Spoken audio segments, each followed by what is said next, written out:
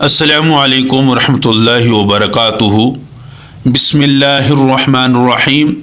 صرف 5 منٹ کا مدرسہ قرآن و حدیث کی روشنی میں 18 جمادی الثانیہ اسلامی تاریخ حجۃ الوداع میں آخری خطبہ 9 ذی الحجہ سن 10 ہجری میں حضور صلی اللہ علیہ وسلم نے میدان عرفات میں 1 لاکھ سے زیادہ صحابہ کرام کے سامنے آخری خطبہ دیا، جو علم و حکمت سے بھرا ہوا تھا اور پوری انسانیت کا جامع دستور تھا۔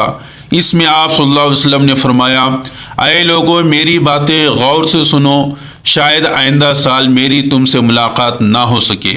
لوگو، تمہاری جانیں، عزت و آبرو اور مال آپس میں ایک دوسرے پر حرام ہے۔ میں نے زمانہ جاہلیت کی تمام رسموں کو اپنے پیروں تلے روند دیا ہے۔ دیکھو، میرے بعد گمراہ نہ ہو جانا کہ ایک دوسرے کو قتل کرنے لگو۔ میں تمہارے لیے اللہ کی کتاب چھوڑ کر جا رہا ہوں، اگر تم اس کو مضبوطی سے پکڑے رہو گے تو کبھی گمراہ نہیں ہوگے۔ تمہارا عورتوں پر اور عورتوں کا تم پر حق ہے۔ کسی عورت کو اپنے شوہر کے مال میں سے اس کی اجازت کے بغیر کچھ دینا جائز نہیں ہے، اور قرض واجب الادا ہے۔ جو چیز مانگ کر لی جائے اس کو لوٹانا ضروری ہے، اور ضامن تاوان کا ذمہ دار ہے۔ لوگو، کیا میں نے اللہ کا پیغام تم تک پہنچا دیا؟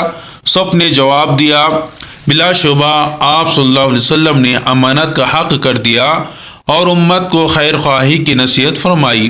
پھر آپ صلی اللہ علیہ وسلم نے آسمان کی طرف انگلی اٹھا کر 3 مرتبہ اللہ تعالیٰ کو گواہ بنایا اور کہا، اے اللہ تو گواہ رہنا، اے اللہ تو گواہ رہنا، اے اللہ تو گواہ رہنا۔ حضور صلی اللہ علیہ وسلم کا معجزہ غیبی مدد۔ صحابہ کرام رضی اللہ تعالی عنہم اجمعین فرماتے ہیں کہ ہم ایک سفر میں اللہ کے رسول صلی اللہ علیہ وسلم کے ساتھ 400 آدمی تھے۔ ہم لوگوں نے ایسی جگہ پر پڑاؤ ڈالا جہاں پینے کے لیے پانی نہیں تھا۔ ہم سب گھبرا گئے۔ اتنے میں ایک چھوٹی سی بکری اللہ کے رسول کے سامنے آ کر کھڑی ہو گئی۔ آپ صلی اللہ علیہ وسلم نے اس کا دودھ دوہا اور پھر خوب سیر ہو کر پیا اور اپنے صحابہ کو بھی پلایا، حتیٰ کہ سب سیر ہو گئے۔ اس کے بعد اس بکری کو باندھ دیا گیا۔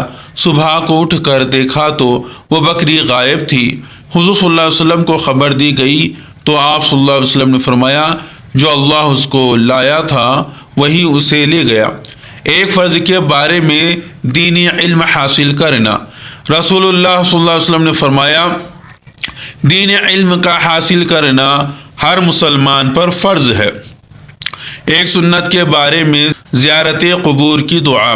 رسول اللہ صلی اللہ علیہ وسلم صحابہ کرام رضی اللہ تعالی عنہم کو زیارت قبور کی یہ دعا سکھاتے تھے، یعنی قبروں کی جب زیارت کرتے ہیں تو یہ دعا سکھاتے تھے، السلام علیکم اہل الدیار من المؤمنین والمسلمین انا انشاء اللہ للاحقون اسأل اللہ لنا ولکم العافیہ۔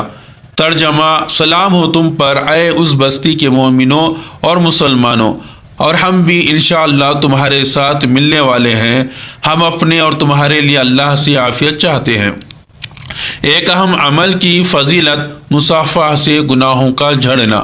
رسول اللہ صلی اللہ علیہ وسلم نے فرمایا، جب مومن دوسرے مومن سے مل کر سلام کرتا ہے اور اس کا ہاتھ پکڑ کر مصافحہ کرتا ہے تو ان دونوں کے گناہ اس طرح جھڑتے ہیں جیسے درخت کے پتے گرتے ہیں۔